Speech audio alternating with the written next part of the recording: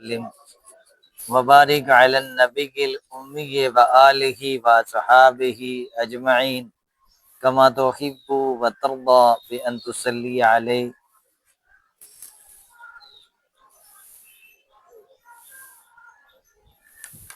پرسوں ہم نے حضور علیہ الصلوۃ والسلام کے ملک سیریا کے سفر کے بارے میں معلومات حاصل کی تھی کہ حضور علیہ الصلوۃ والسلام نے ملک شام یعنی سیریا کا پہلا سفر اپنے چچا جناب ابو طالب کے ساتھ کیا۔ ملک شام کا پہلا سفر کس کے ساتھ کیا؟ جناب ابو طالب کے ساتھ۔ کس کے ساتھ؟ اس وقت حضور علیہ الصلوۃ والسلام کی عمر شریف کتنی تھی؟ 12 برس کی۔ کتنی تھی؟ پھر کہاں پر آپ کا قافلہ رکا؟ ملک بصرہ میں۔ کہاں پر؟ کس سے ملاقات ہوئی؟ عیسائیوں کے راہب سے۔ عیسائیوں کے راہب کا نام کیا تھا؟ بحیرہ۔ کیا نام تھا؟ پھر شام کا دوسرا سفر حضور علیہ الصلوۃ والسلام نے کیا۔ حضور علیہ الصلوۃ والسلام نے ملک سیریا کا دوسرا سفر بھی کب؟ جب آپ کی عمر 25 برس کی ہوئی۔ تو جب آپ نے جوانی کی منزل پر قدم رکھا تو ان خلاف تہذیب امور سے دور رہے جو عموماً نوجوانوں میں پائے جاتے ہیں۔ صداقت، امانت، دیانت اور تمام اوصاف حمیدہ و اخلاق حسنہ کے آپ حامل تھے۔ نوجوان آپ کو لہو و لعب کی طرف بلاتے لیکن آپ ان کے ساتھ ہرگز نہ جاتے۔ قریش کو آپ کی صداقت و امانت کا اس قدر اعتراف تھا کہ وہ آپ کو امین و صادق کہنے لگے۔ حضور علیہ الصلوۃ والسلام کو کیا کیا لقب دیے کفار نے؟ مکہ والوں نے کیا کیا کہہ کر کے پکارا؟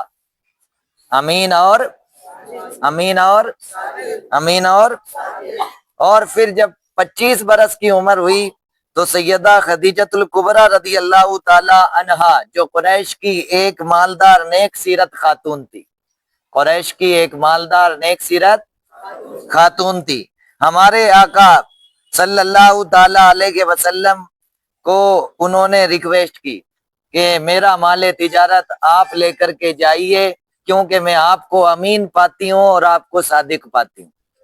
تو حضور علیہ الصلوۃ والسلام کی امانت صداقت کی بنا پر حضور علیہ الصلوۃ والسلام سے انہوں نے ریکویسٹ کی اور حضور علیہ الصلوۃ والسلام ان کا مال تجارت لے کر ان کے غلام میسرہ کے ساتھ، غلام کا نام کیا تھا؟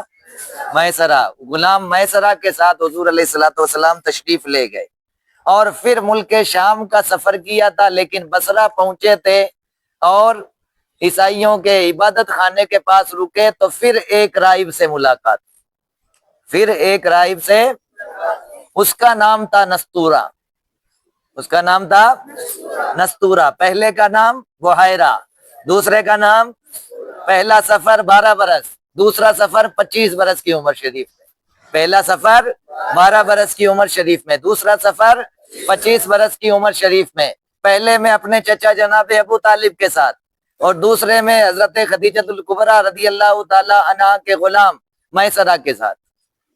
یاد رہے گا؟ اس سفر میں نستورہ راہب کے پاس سے آپ کا گزر ہوا، اس نے آپ کو پہچان لیا کہ یہ نبی آخر الزماں ہیں جن کا ذکر انبیاء سابقین کی کتابوں میں ملتا ہے۔ حضرت سیدہ خدیجۃ الکبریٰ رضی اللہ تعالی عنہا کا غلام میسرہ بھی شریک سفر تھا۔ اس سفر میں انہوں نے حضور صلی اللہ علیہ وسلم کے بہت سی خرق عادت والی باتیں دیکھی۔ جب آپ سفر سے واپس آ رہے تھے تو سیدہ خدیجۃ الکبریٰ رضی اللہ تعالی عنہا بالا خانے پر بیٹھی آمد کا پرکیف منظر دیکھ رہی تھی۔ آپ نے دیکھا کہ حضور علیہ الصلوۃ والسلام چلے آ رہے ہیں اور 2 فرشتے آپ پر سایہ کیے ہوئے ہیں۔ میسرہ نے بیان کیا کہ میں نے پورا سفر ایسا ہی دیکھا ہے اور سفر کی دوسری خرق عادت والی باتیں بھی بیان کی۔ یہ سن کر سیدہ خدیجۃ الکبریٰ رضی اللہ تعالی عنہا کا دل حضور علیہ الصلوۃ والسلام کی طرف کھینچنے لگا اور سرکار دو جہاں صلی اللہ علیہ وسلم سے نکاح کی پیشکش کی۔ جب جناب ابو طالب کو اطلاع ہوئی تو معاملات طے ہونے کے بعد چند اشراف قریش کو لے کر سیدہ خدیجۃ الکبریٰ رضی اللہ تعالی عنہا کے گھر پہنچے۔ سیدہ خدیجۃ الکبریٰ رضی اللہ تعالی عنہا کی طرف سے ان کے چچا زاد بھائی ورقہ بن نوفل نے ذمہ داری نبھائی۔ جناب ابو طالب نے خطبہ نکاح پڑھا۔ دوران خطبہ جناب ابو طالب نے رسول اللہ صلی اللہ علیہ وسلم کے بہت سے فضائل و مناقب کو بیان کیا اور نکاح منعقد ہو گیا۔ آگے خطبے میں کیا پڑھا اس کا مزید آگے بتایا جائے گا۔ رب قدیر ہمیں سیرت پڑھنے، پڑھانے، سننے، سنانے کی مزید توفیق عطا فرمائے۔ استغفر اللہ ربی من کل ذنب واتوب الیہ، اشہد ان لا الہ الا اللہ وحدہ لا شریک لہ واشہد ان سیدنا مولانا محمدا عبدہ ورسولہ۔ السلام علیکم ورحمۃ اللہ وبرکاتہ۔